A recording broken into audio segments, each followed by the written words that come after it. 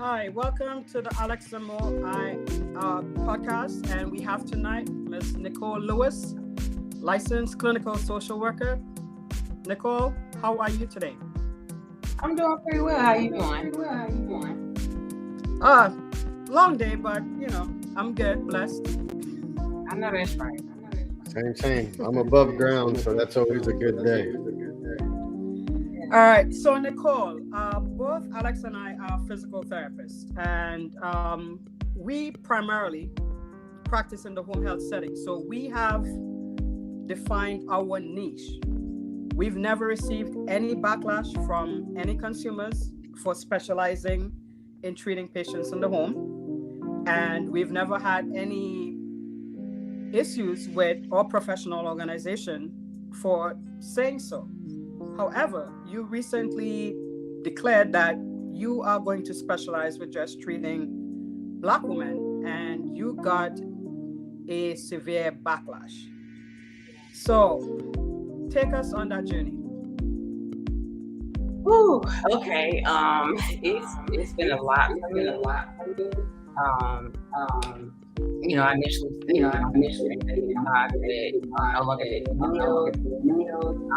and that turned into people were offended by what I said because I wasn't willing to treat males anymore. It's been a wild ride. People are still upset. I'm still getting a few emails. It's been about a month now. Threatening phone calls to stop. And the Google reviews have stopped it still. So, it's getting better, but it's still kind of disturbing. Has anybody, Nicole, told you why they're upset? Like, what is it about not wanting to treat men, Black or white, or just wanting to treat Black women that has got people so upset? I believe they're upset because they think that I'm discriminating. I can't say for sure. But from what I've read, heard from videos that people made, it's not right for males. And I've tried to educate people that we do have special and we can, get down on it.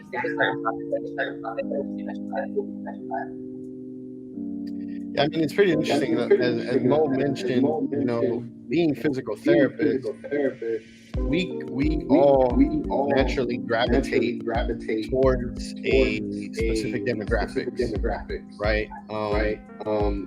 Now, some may argue that we should be able to treat everybody, but do we want to treat everybody? I don't think any therapist can honestly say here that they want to treat everybody.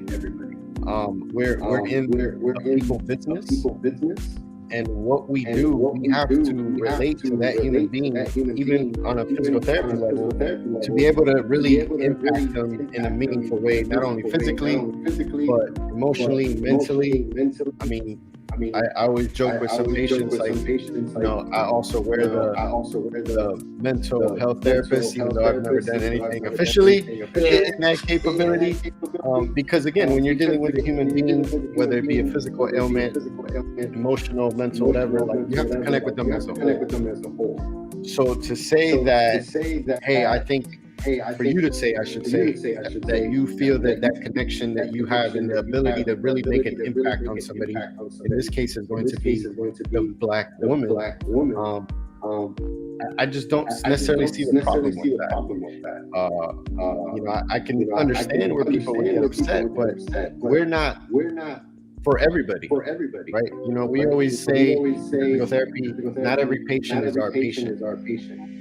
Right, because I can't impact some people the way that I may be better able to impact others. I would feel like I'd be doing a disservice to that individual if I can't provide them a service that is going to impact them and value them at the highest possible level. And I feel like possibly in today's society, we tend to be real quick to be upset about something. to anger and to cancel people too. Yeah.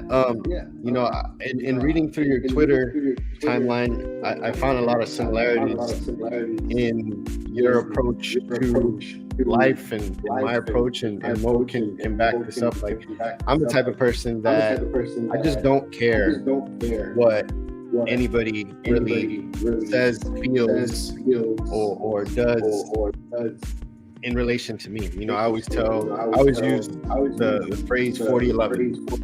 It's the number of my address, and it signifies, and I tell this to my wife and my kids as they're growing, and I told Mo as well. It's like, you don't live under my roof.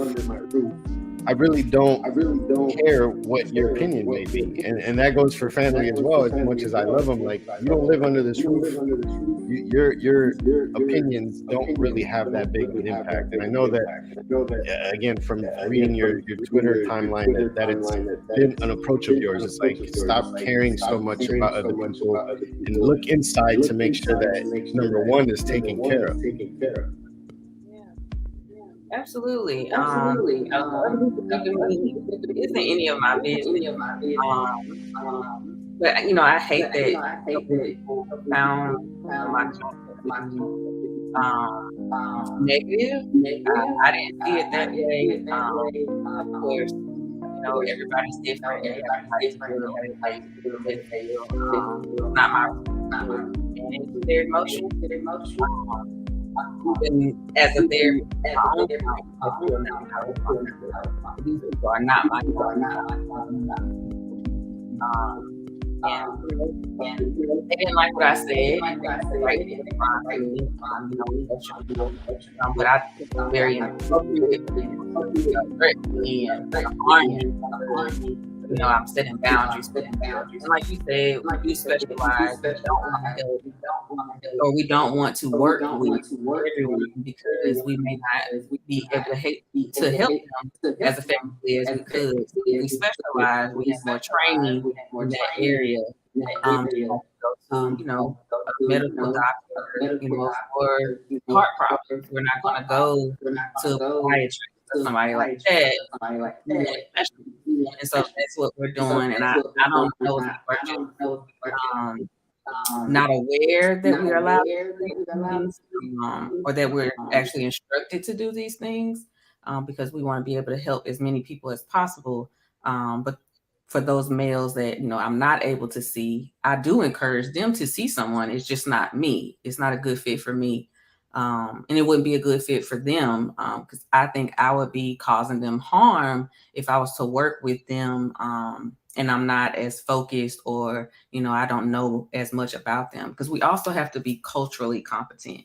And that also means gender as well. And so if I don't understand some of them as much as I do with other clients, I'm going to refer them out, or I would rather them see someone else who can better understand them and better help them. Because we all deserve quality care. And if I can't give that to them, you know, it wouldn't be right for me to take them on as clients. No, absolutely. I mean, I think part of some of the, you know, the medical oath and things that I feel like in each of our professions we take on is like, do no harm, right? Yeah. Like we're not here to harm individuals knowingly or not knowingly. You know, our job is to try to help these individuals in the best way that we can. But backing up a little bit, like, tell us about Nicole, who she was and how she got to the point of being, you know, the licensed social worker, and then making the decision as to, okay, now I've kind of figured out that in my profession, this is the track, the lane that I want to start and stay on. Yeah. So I originally wanted to be a psychologist, just like Dr. Wong on Law and Order SVU. My mom had me watching that when she would do my hair all the time. So I wanted to be just like him because his job looks so interesting. So me as an 18-year-old, I thought I knew everything. And I went off to college and registered for my classes. And they told me that they did not have a psychology program. So this is like my first day on campus. And I didn't know, you know, what to do. And someone suggested, you know, try social work. And so I was ignorant to, what social work was. I assumed, like a lot of people do, that social workers only, work for child protection services.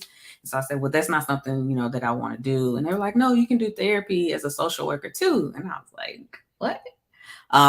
So I went that route because I didn't have any other choice. But it was actually the best thing that could have happened. I really love, working in this field. It's been a great joy. So I still became a therapist, just not a forensic psychologist. And I could still do forensic work, if I, decided to specialize in that. But I don't. I specialize in working with Black women who are overcoming perfectionism. And that is my specialty because I too am a recovering perfectionist. So I really understand these women who are dealing with these things and thinking that, we have to do everything for everybody. We have to do it a certain way. And if we don't do it the right way, then we're hard on ourselves. So that's how I got here. I really want to focus more on that population because a lot of Black women are overlooked. When it comes to this, we think that, Black women are so strong and they're not dealing with anything. But inside, there's a lot of stuff going on. There's a lot of anxiety happening because we want to make sure that everyone is okay and we need to be worrying about ourselves. So what moved you to start your own business? Oh, that's a good one. So I was kind of pushed into private practice. I wanted to start a practice, but I was kind of like, nah, I don't think I have enough experience. So I started my business, but I never launched the practice. So it was just sitting there. And then COVID happened.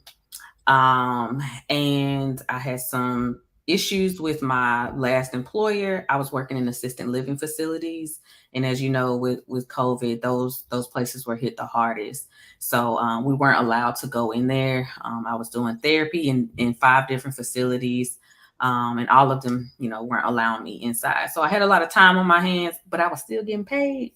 So I still had That's a good problem. That's a good right? Problem. And so I had all this time on my hands. But then I'm like, okay, it's been 2 or 3 months. At some point, they're gonna stop paying us. And that's what happened. They, restructured, did all kinds of things. But while I was waiting at home, I was like, you know what? There's all these things going on in the community. In 2020, there were a lot of unfortunately, there were a lot of Black people who were harmed by police. And so, there was a lot of trauma going on. So I decided that this was the time to start my practice. I wasn't, going out to work. I was at home. So I might as well do it now. I have the funds to do it. I still have an income. So I decided to launch Legacy Wellness Services on Juneteenth, 2020. And I offered free services for 6 weeks to Black adults. And it was awesome. I loved it so much. And I was able to, help some people work through some things. Some of it was fast tracked because, they weren't able to see a therapist otherwise. So, it was a little bit different for me. I had never worked for myself before. So I did see those clients, and a lot of them I kept on after that. But that's how I ended up in private practice. I wanted to help my community because there was a lot of trauma being shown on social media all the time. And we needed a lot of support, and we still do. Where are you located? I am located in Mississippi. Okay. So the South. Yes.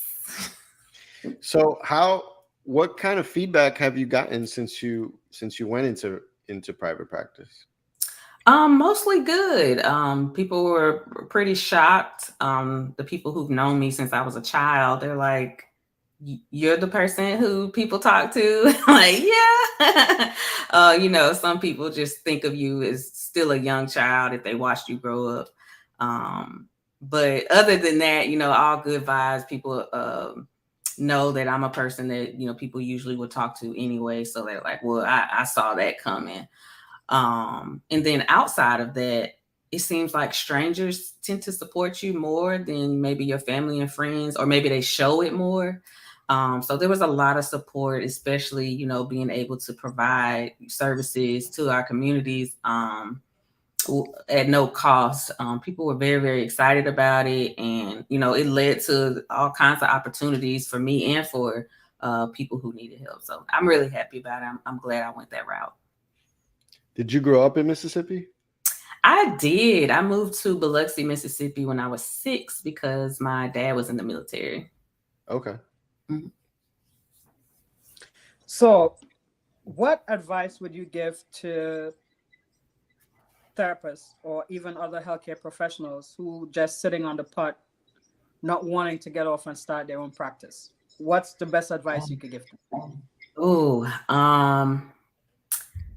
Do it scared.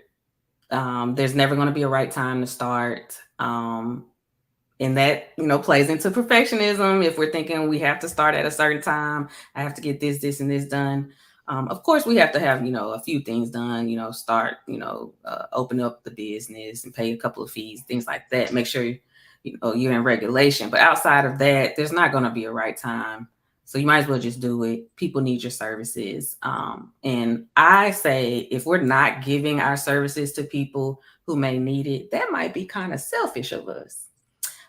Because I see it. That might be kind of selfish if we're not sharing our gifts with people who may need it, especially if it brings us joy. This is not something that, is harming us if we give out our services.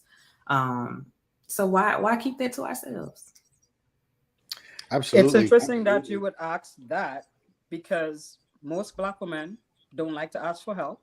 And as you said, we struggle with perfectionism and people pleasing. We can't say no and we overcome it. So failing is not something many people want to do, especially if the rest of the family is relying on them to be that one to take them to the next level. Right. So a lot of us do struggle with this. But I find that some women, they DM me because they're, they don't want to say it on the timeline. Like, thank you for sharing this experience or that this thing is happening because I identify with that, thinking that they have to be strong all the time. Or like you said, thinking they have to be perfect. But perfectionism can also look like procrastination. So for those individuals who do want to start a practice, your perfectionism may be showing up as procrastination. So I say, if you're procrastinating or you feel like you got to be perfect, just do it. You'll learn along the way. If you make a mistake, you can correct it and just move forward and fail forward. That's the way that I try to look at it. So with the perfectionism, what, in your opinion, like, where does this come from? Like, how does, right? Because you're saying that as women, this pressure, and without knowing all of your definition of it, like, I feel like my wife does the same thing. I feel like, she feels like it has to be a certain way. And if it's not a certain way, then it's not good enough. Right. Mm-hmm. So for me, it's always like supporting her and being like, hey, no, we're good. We don't need to do it to that level. But it's just who she is. Right. Mm-hmm. But is that something you're born with?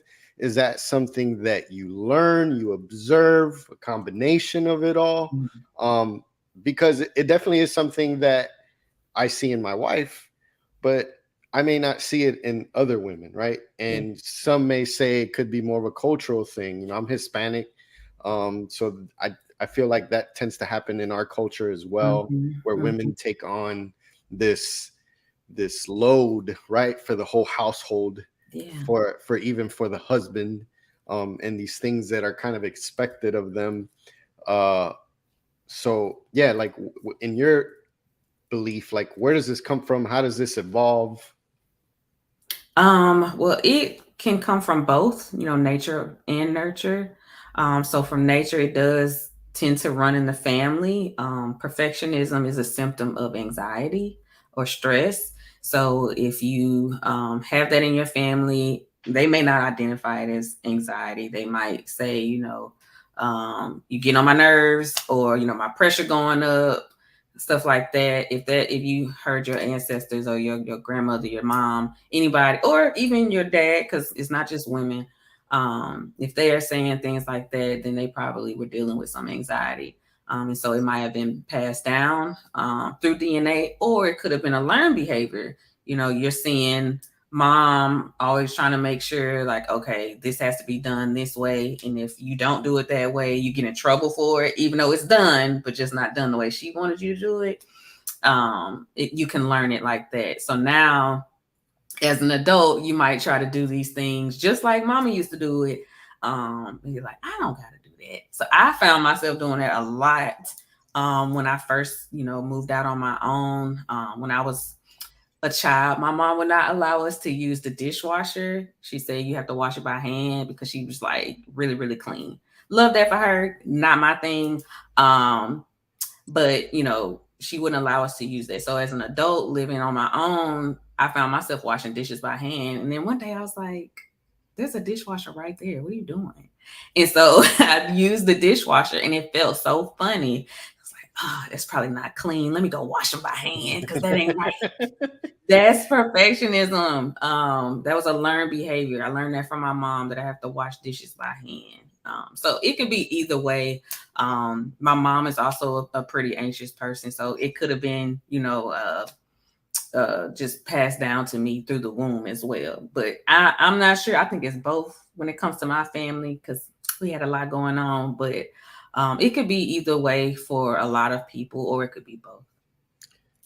Now, is there an instance where the perfectionism could be a good thing? Absolutely. Which is probably why a lot of people don't look at it as a problem. So perfectionism tends to be complimented, especially in work settings, in corporate America, or any type of work setting.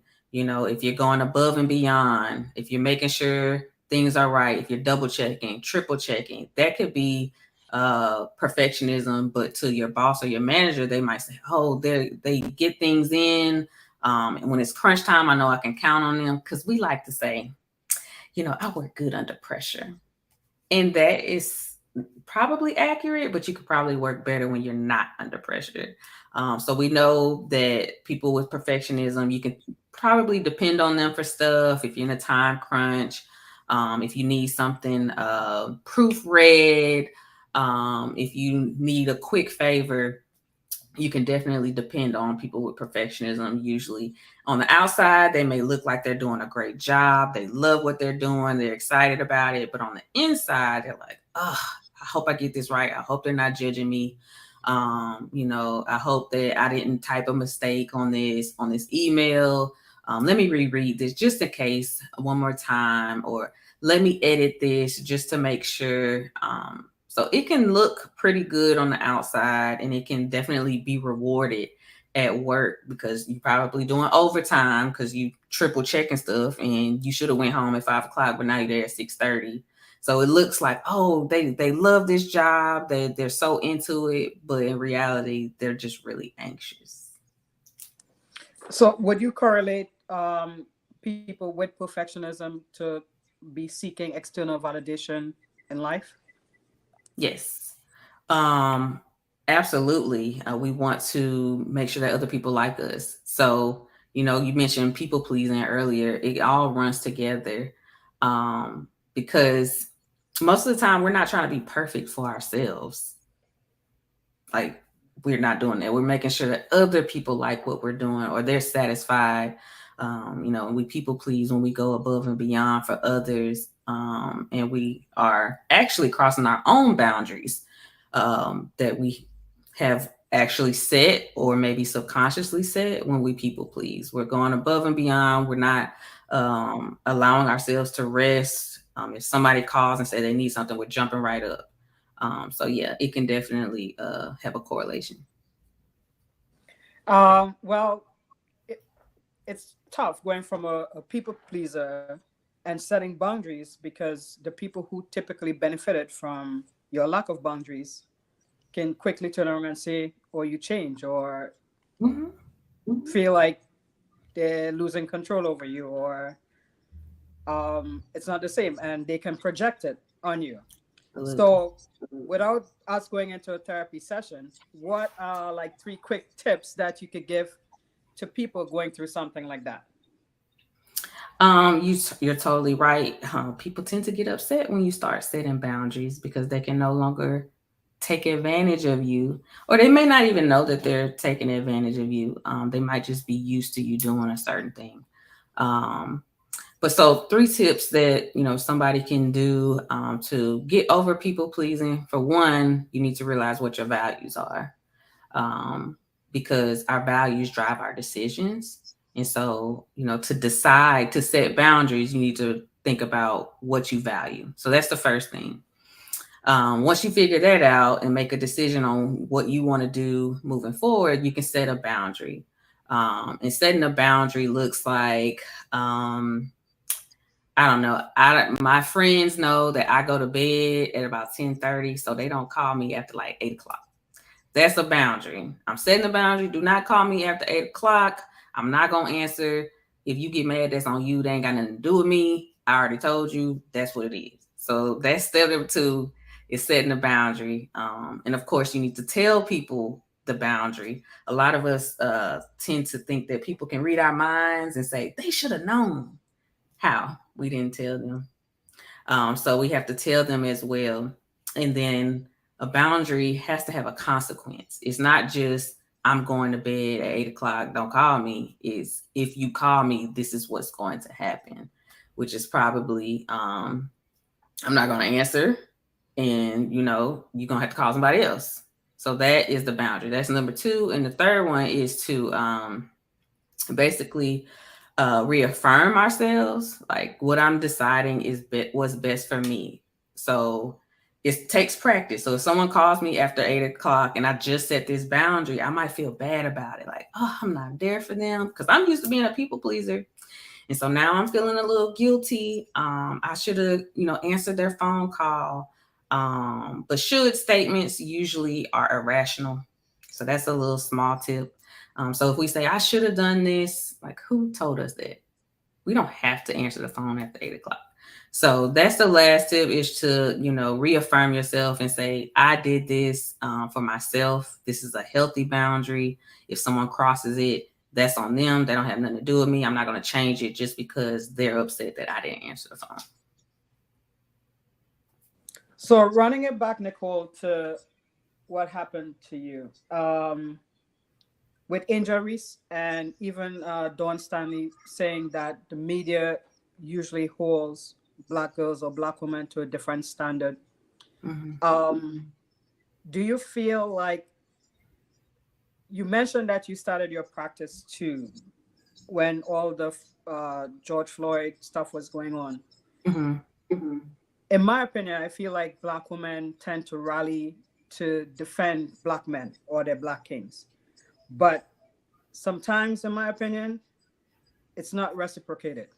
Yeah. And I just wanted to know your take on that. Like the dynamics of Black men protecting Black women, and even women protecting women, whether white or Black.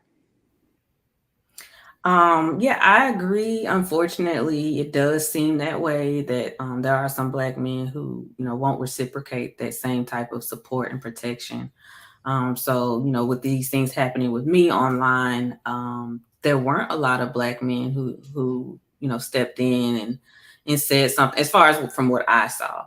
I didn't read everything because it was so much. And my therapist tells me not to read the comments. So I didn't read all of it, but I did read. Wait, you're a therapist with a therapist? Absolutely. And yet Black people don't want to go to therapy? Yes. I keep a therapist. Whenever I graduate from therapy, meaning I meet all my treatment goals and objectives, I find a new therapist because there's always work to be done. Well, my therapist that I have now, she can't let me go. We're not going anywhere. We're locked in. She's stuck with me. But she tells me, Nicole, if you are going to, have this online presence, people are not going to like everything that you say. And so you either going to be online or you're going to delete everything. And so I'm going to stay online, so I don't need to be reading all the comments. But I did read a lot of the things because I was just so fascinated that this happened, because I think I tweeted it originally at like 11 something at night, right before I went to bed. And then I woke up and there was a lot of action going on. But I only saw a few Black males say something positive or stand up to me, or, were like responding to people like, that's not right. Why would you say that? But there were a lot of, Black men or men of other races saying some negative things. However, it seemed like it was Black males who were saying the most harmful stuff. There were plenty of women of every color, especially Black women, who were saying, I support you. But it kind of hurt my feelings that the same people that I've continued to support, that I've provided services to, that I will always support and fight for, or saying these ugly things to me, because I didn't do anything. I don't know those people.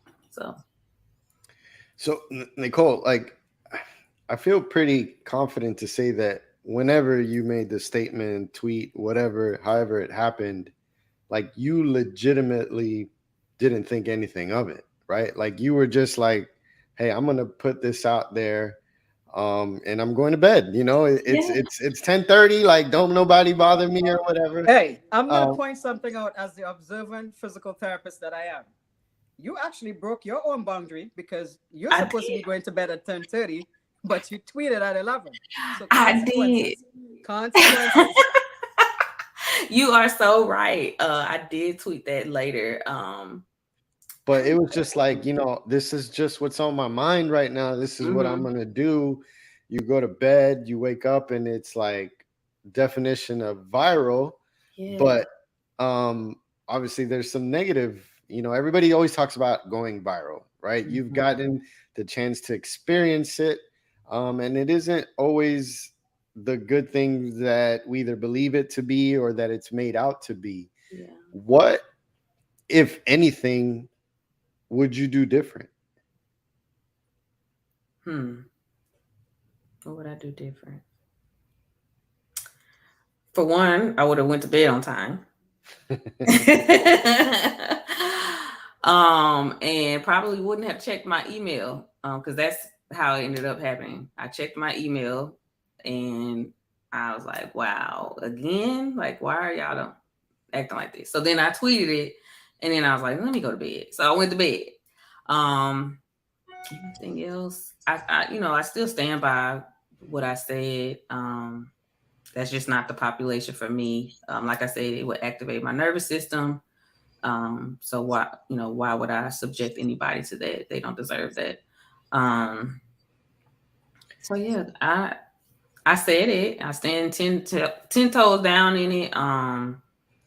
If people dislike that, then that's their right. But they don't have to follow me if they don't want to. Yeah, and that's the thing. Again, probably easier for myself to understand, and maybe Mo, I don't want to speak for her, but like, when you make that statement, let's just say you hadn't meant this statement, right? But you've got these feelings towards, in this case, men, right? And you start working with a male client, like, these individuals don't know you from Sally down the street, but they're being treated some kind of way by you, not intentionally, but they're being treated by you. And now they're, it's possible that the feeling is like, man, I came here to get some help with whatever issues I'm dealing, and I feel like what I'm getting from it is more stress or more of a negative feeling, right? So then it turns from, man, Nicole is not helping me. Nicole is trash, right? Nicole is a horrible therapist. Like, I don't think people can understand or see that, because they don't deal with patients. They don't deal with clients and trying to help other people. Like, you've got to be in a position to be able to help, to be truly impactful for that person and why they're searching for you, or somebody like yourself, right? Because if I start working with a patient, I'm like, oh, I hate dealing with hands, right? And I don't do outpatient more. I'm home health physical therapist. But when I was in outpatient, like, I don't want to deal with a hand, right? You can visibly see it on me that, like, I don't want to do this. Yeah. Part of my job, but I don't want to do it. So like, how is that beneficial to the person who's got a jacked up hand that just wants to get function in their hand better so that they can write, eat, and all this other stuff, right? So it's real easy, I feel like, for people to say, oh, that's just wrong of Nicole. Like, how dare her say she don't want a treatment? I'm like, no, she's actually doing a lot of people a favor here, you know, because it's like she can hone in on what she does best, and those other people can find the right person for them. But yeah, it's just, you know, like I think we go about our lives, and when we, like you mentioned before, when we're too concerned with people pleasing, we end up down this track of doing things that we don't necessarily want to do. And then at the end of the day, we end up being the bad person anyways, because we're not fully committed to it. And we all know that, you know, if you're not committed to something, you do something half-ass, the result more often than not is going to be a half-ass shitty result. Right. And so with you mentioning, you know, the people pleasing part of it, it did seem like the people who were upset with me for what I said wanted me to please them.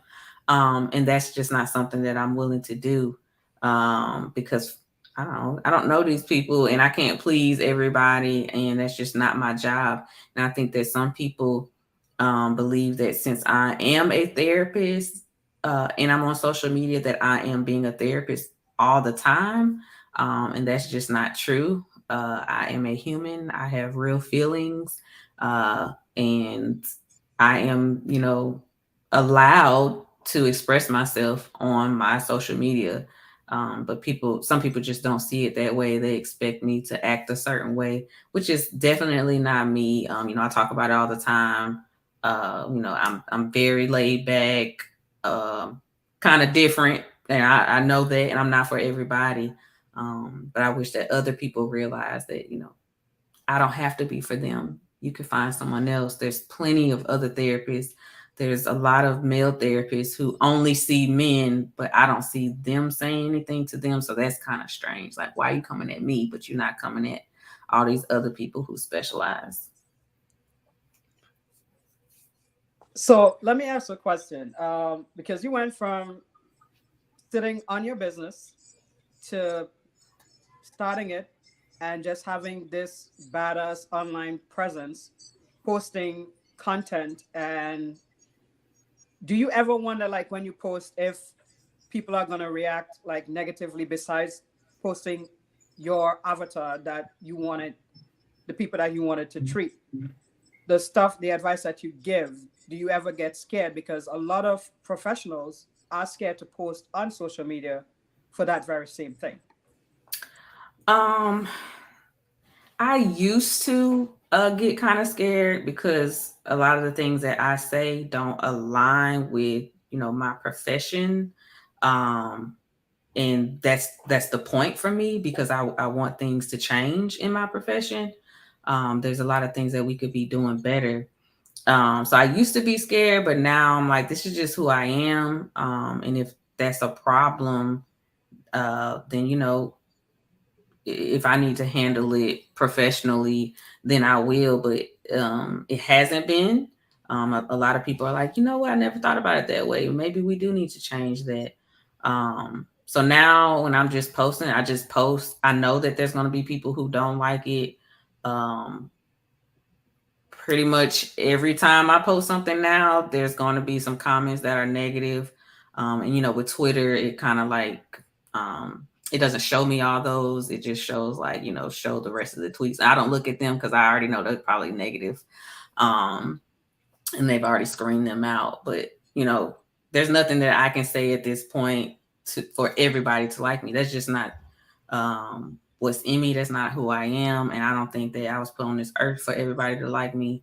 I think that I was put on this earth to shake the table and to get people to, you know, think differently about things and reimagine what mental health can look like, because it doesn't have to just be one way. What does mental health look like to you as a Black woman, as an independent practice owner? Mental health, for one, still has a lot of stigma in the Black community, in a lot of communities actually. But I am trying to break the stigma. So I share a lot about my own mental health struggles, and when I see my therapist and what she's shared with me, so that maybe someone else can learn from the mistakes that I've made. And so I want people to know that it's okay to see a therapist. It's okay to do self-help. It's okay to watch a TikTok and say, you know what, I identify with that. Maybe I am neurodivergent. Maybe I am on the spectrum. I totally, and for that, I know a lot of therapists are like, no, don't do that because it could be wrong, which it could be, but it gives us a place to start. And so I think that there's so much gatekeeping when it comes to the mental health field. Like, you have to pay all this money to get tested to see if you have ADHD. When there are a lot of self-tests that you can take that could help you identify with that. So I want mental health to change because we should all have access to care. And as you all know, in the health field, there's a lot of gatekeeping and a lot of insurance stuff that comes up, and people aren't able to get access to proper care if insurance just decides not to pay for something. I don't think we should have to do that. I want mental health to be accessible to everybody, which is why I'm starting, a membership for mental health for people who aren't able, or Black women who aren't able to see a therapist, or if they need just extra support. Good. That's great. So, as we mentioned before, Alex and I both treat patients in the home, and we see a variety of possible mental health cases. And I honestly believe tied to our outcomes for physical therapy is someone being able to overcome their mental health issues. Yeah. So how can both professions work together to better improve patients receiving both so they can be their best? How do you see that happening?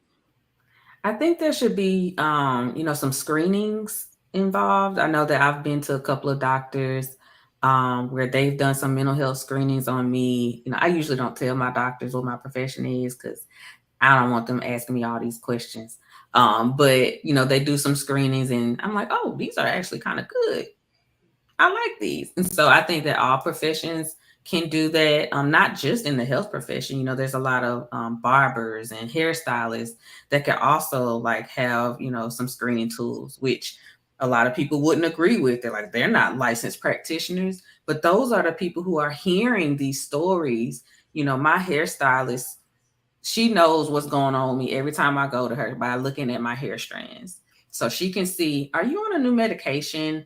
Have you been to the pool in the last few weeks? So she can see all this, and she knows about me because we just talk freely. So she knows that I can't swim. So if I'm in the pool, I might get scared, which means that my anxiety level goes up. My hairstylist knows that about me.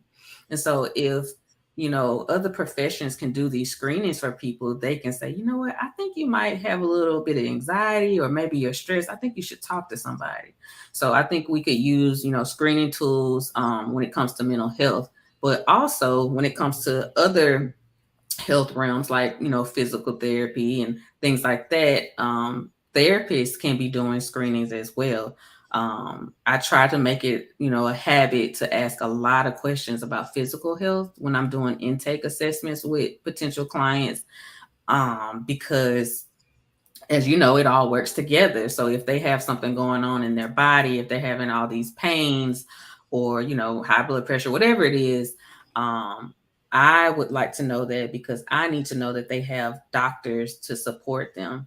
And if they don't have a doctor, the social worker in me comes out, and I'm like, okay, let's pause. Let's find you a doctor, because you need to see them. Because if you're having these pains, it can also make you feel anxious or cause these stomach aches. So maybe you need to go to physical therapy so that you can work on that to decrease your stress levels. So we all can be working on, screening out other things, asking extra questions, and not just for screening, but we need to be doing that to build rapport, because as you know, when we're working with clients, one of the best things we can do for them is have a good relationship with them so they can trust us enough so that we can help them. So that's what I think. We should all be screening for, different types of health things. It's funny you mentioned the barbershop. I mean, obviously, I think as a male, uh, and obviously it depends what kind of barbershop you're going to and where you go to get a haircut. But in my experience, you go to the barbershop to talk. You go to the barbershop to talk. Sometimes in it itself is a therapy session, right? Like, me and my barber, we've gotten very close, and I know a lot about his life. He knows a lot about my life. We talk about our stresses and stuff like that. So yeah, I think that's a great point in trying to get individuals outside of the health profession to help navigate these waters, but at the same time making it okay to go talk to somebody.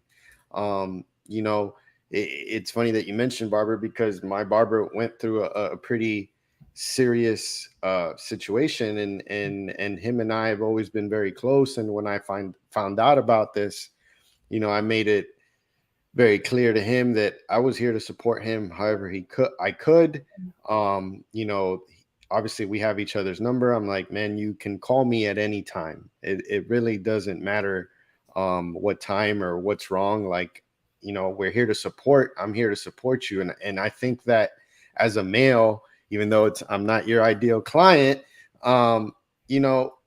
we still need the support, and we need to tell each other that it's okay, that it is okay to not be right, that it is okay not to be 100% all the time, right? A lot of, like you mentioned, the perfectionism, and you did mention it happens in males too. Like, I think as a male, we have to provide for our family. Like, we have to do it all outside of the home, right? Like, the wife stays home. She's the homemaker. She gets the meals, the kids, and all that stuff.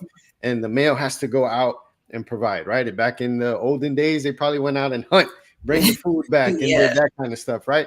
So, but talking with other men to say, bro, it's okay if you're having a bad day. It's okay if you're going through a rough patch. Like, yo, we can talk to each other, or we can get you to somebody, because this whole idea that we have to be strong and brave all the time, I think leads people down paths where it's not healthy, it's not safe for them or other individuals that they may run into.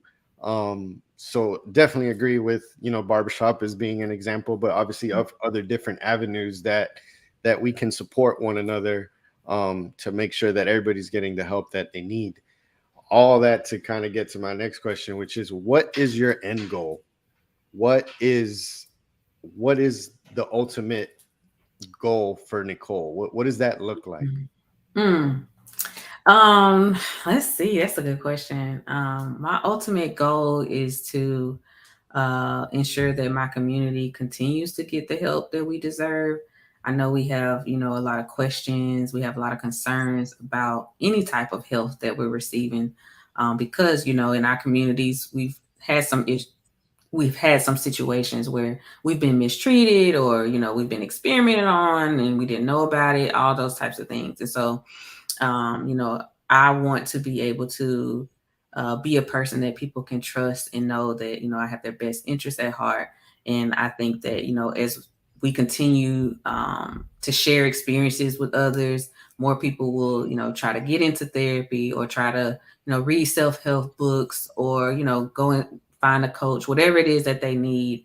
My hope is that, people will continue to work on themselves, because when one person starts healing, the people around them will either start picking up on that and either, distance themselves, or they will try to, get therapy too, or say, what's that book? I noticed it's changing you. What's going on? And so it's contagious when we start healing. So, I would love for, more people to get the help that they deserve.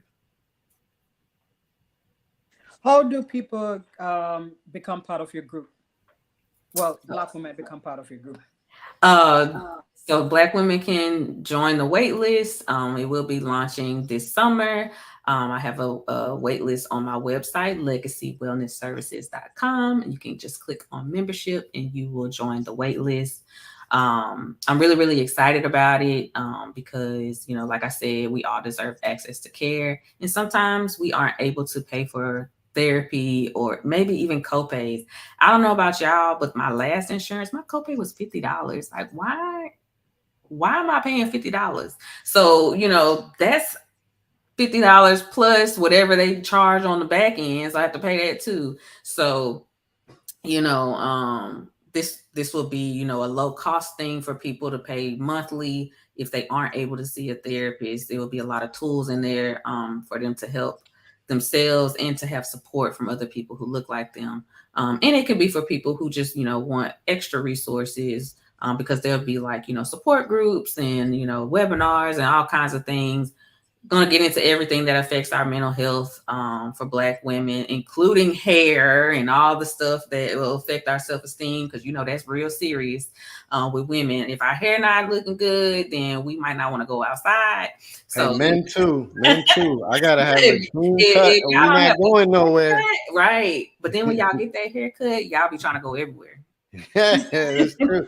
See, like my barber appointments are set up based on like the social calendar, right? So I had to get in before Easter because you gotta look good for the family and everything. Go on vacation. So yeah, absolutely, man. Hair is a lot of stress. Yeah. So it'll be all kinds of stuff in the membership that may affect our mental health. I'm really excited about it. But yeah, they can check me out on my website. Or, you know, on my Twitter or TikTok where I talk about it at Nicole Lewis, LCSW. So you named your business Legacy Wellness. So it's obvious you want to build a legacy, you want to make an impact. Yes. Let's begin with the end in mind. What do you, Nicole, want to be remembered for? I want to be remembered as someone who did, you know, their very best to ensure that, you know, people found the best version of themselves. I want not just Black women, because I want everybody to thrive, because a lot of us are in survival mode. But I want everybody to get the help that they deserve. And I want people to know me as someone who did not give up on that fight. Like, I think that we all deserve quality services. And, you know, in the society that we live in, that's not possible for everybody at this time. But I think if we all made changes, that can happen. Awesome. So a quick fun fact that I think I got right before we start wrapping this up. You have experienced physical therapy, have you not? Yes, I have.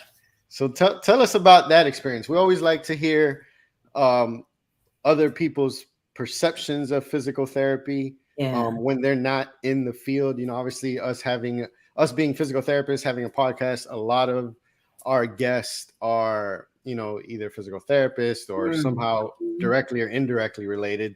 Last week we had common person who's experienced physical therapy, absolutely loves physical therapy, has become a big supporter of it on a very big scale. So I'm definitely very interested to hear, you don't have to go into details, but just your general perception of that experience and the good and what you would change or want different, just as some feedback. Give us the receipts, Nicole. Come on, give us the receipts. Okay. So let me tell y'all what happened.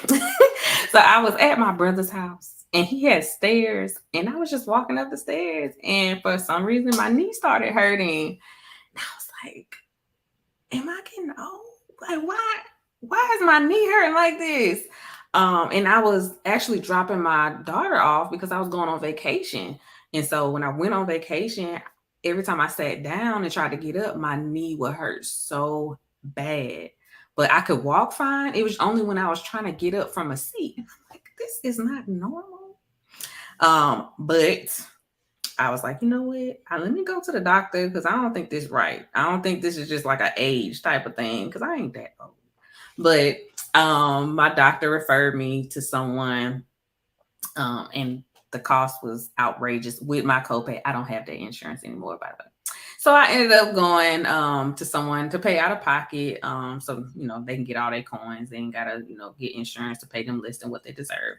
So I ended up going to this guy named Jake. I love Jake.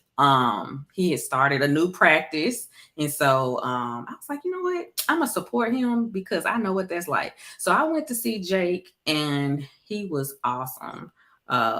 We did a lot of different things for my knee, and he basically told me that, I need to start walking straighter because I guess I walk like that a little bit. And so he said I need to walk straight, or I will continue to have, some knee pain. And so we did a lot of things together. He was very kind. He pushed me, but it was definitely necessary. But he would, always check in. Is that okay? Do we need to scale back? Was that too much for you? Do you need to get your knee iced today? Which was a weird experience, but I liked it. But yeah, it was awesome. We ended up like taking pictures on my last day. Like I really liked him. I really enjoyed it. I thought I was gonna hate it because I was like, people say it hurt, which it did sometimes. But every time I went, I could see, I was getting better and better. And I was like, you know what? They on to something. I don't know what this is that they doing, but they doing it. I like this. So yeah, I encourage anybody to go to physical therapy. Jake told me, if something happens, just come on back. Just come on. And so, if my knee start hurting, I'm gonna go back. But I'm good right now. He did a great job. So I really like physical therapy. And I would tell anybody, if you think something about to start hurting, try to go to physical therapy. We appreciate the endorsement. Yeah. Nicole. Again, it's been awesome getting to know you and having you on as a guest. We really appreciate you taking the time to do that in your busy schedule. Definitely very grateful for that. Hopefully people have gotten a chance to get to know what I'm going to call the real Nicole, right? It's easy to make assumptions off of somebody based off a tweet, a text, or, whatever the case may be. And social media is the wild, wild west, so to speak. But thank you very much. Really do appreciate your time and coming out here. And like I said, hopefully people have gotten to understand who you are on a much deeper level and to know that what you're trying to do is something positive. And not necessarily taking away from anybody else's journey, but it's just helping those that specifically need your help, and you're able to provide it in a very specific way to provide the most value and impact on their lives. So definitely thank you very much. It's my honor. Thank you for having me. Thank you. You're welcome. Have a great night, everybody. And don't forget to subscribe to our YouTube channel and listen to us on Apple Podcasts. And get on Nicole's waitlist if you're a Black woman trying to get better and being less perfect. Yes, absolutely. Thank you. All right, everybody, have a good night. Again, thank you very much for all of our faithful followers, subscribers. Really appreciate you guys. Download, share this episode. Let's blow it up. Let's get Nicole going viral in a much more positive way. But again, thank you, everybody, and everybody have a wonderful evening. Thank you.